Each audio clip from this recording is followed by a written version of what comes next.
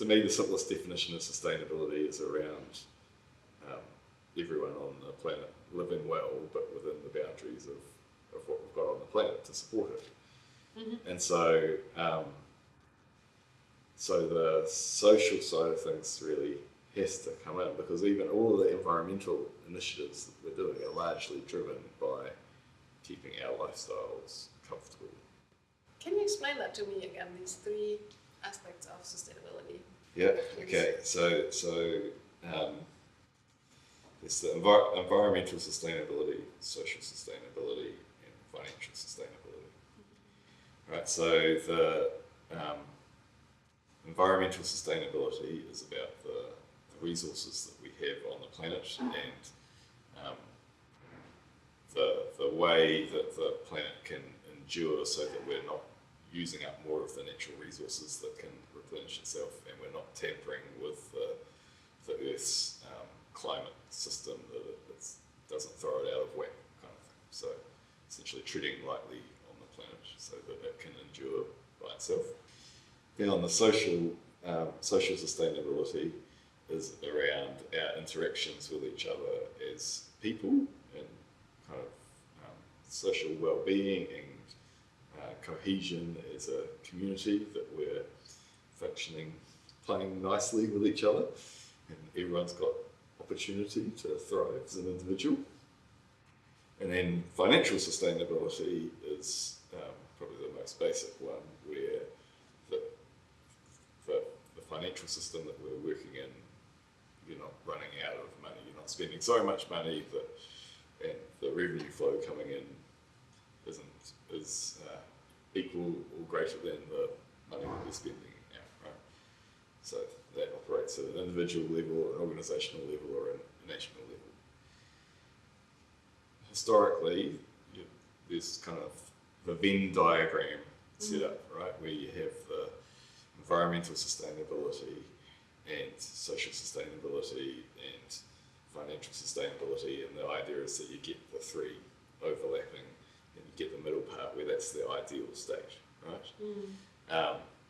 But thinking's kind of moved on a little bit from that stage to the sort of deeper thinking of sustainability, where the Venn diagram is kind of concentric circles, right? Where you've got the environmental stuff on the outside, and that is the foundation that is supporting life. So objective number one is to ensure environmental sustainability and the continuity of that.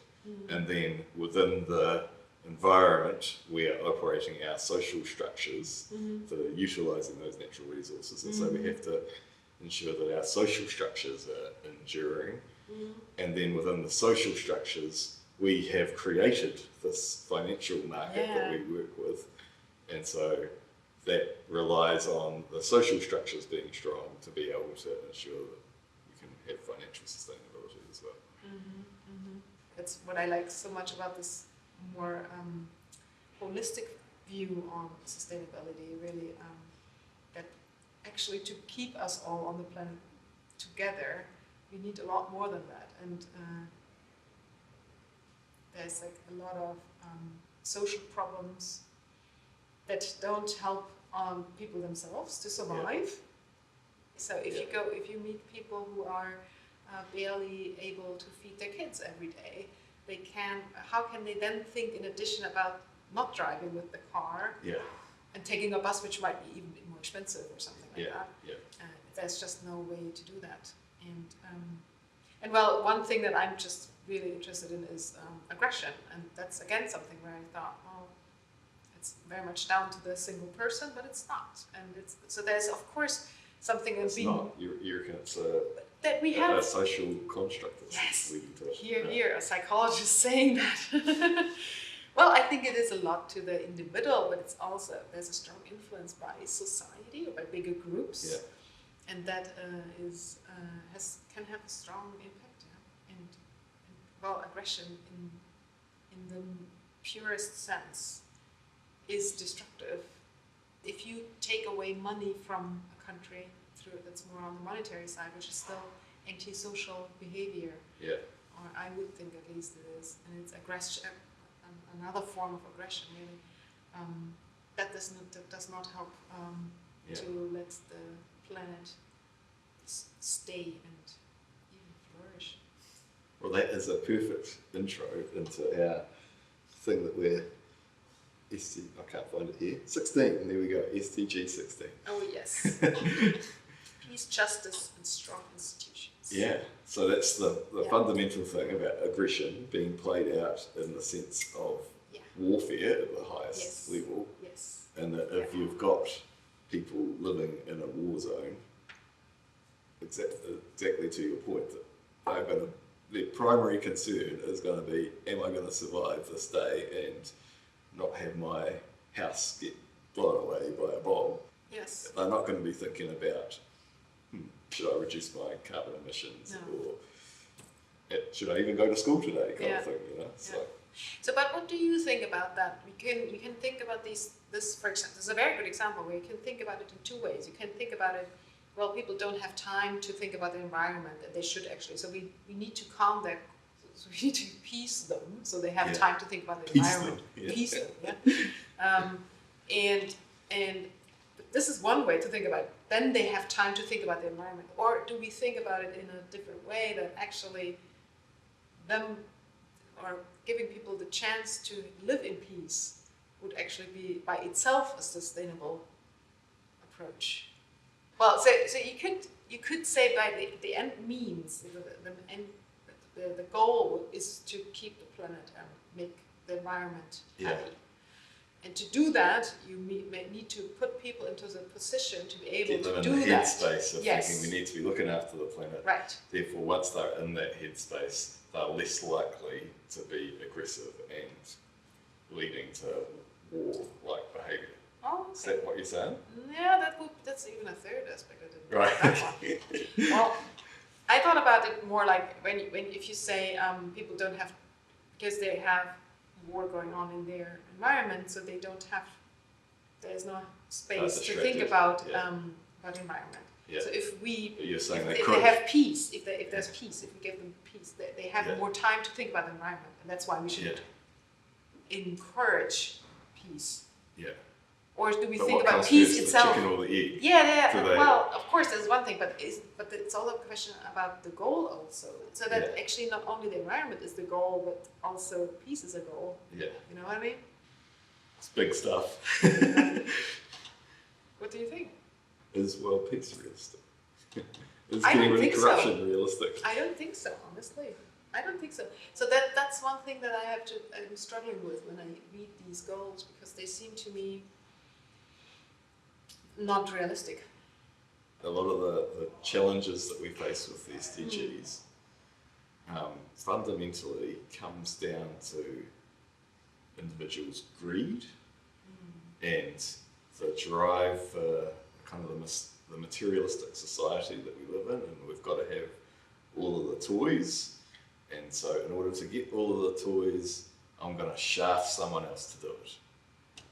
And I think that's got impacts, ripples through all of the SDGs. Yes, yeah. And I don't know, from a psychological point of view, how do you tackle that individual greed? Well, I think if that is just something inherent again, and it's most of the time then not about individuals so much, but it's still like the in-group. The cultural structures and systems that we've got in place. Yeah, definitely. That kind of reinforce it. And also there is just, we don't have to think so much anymore about other things. So a couple 100 years ago, it was much more important to survive, to find a way to survive really. Nowadays, that's not the point. In some ways it is still for many people across the planet. We still have that, and we have poverty everywhere. It's also here. In every city you see it. It's not. I don't want to say it's not there, but that's not the main point anymore. And it's not about the tiger in the bush or something like that. It is. I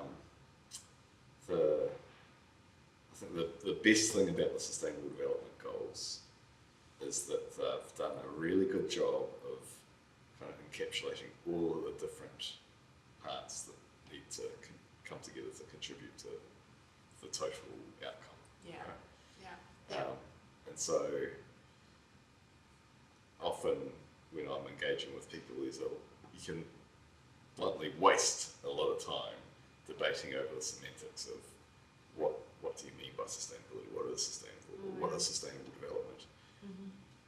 And so having these 17 goals with nice little graphic icons that are very engaging makes it very good to just say, oh, we'll point to that. That's kind of the recipe that we need to be working to. But then on the flip side of that, the negative part of it, I think, is that the recipe it's enormous, right? And overwhelming that there's just so much. How do we possibly do all of this stuff all simultaneously in enough time to have any impact on avoiding catastrophic climate change? And it's a bit mind-boggling at times. And so you kind of then come back to the level of, as an individual, what are the actions that you do, and what are the individual goals that you're contributing to? What do you think do institutions need to do?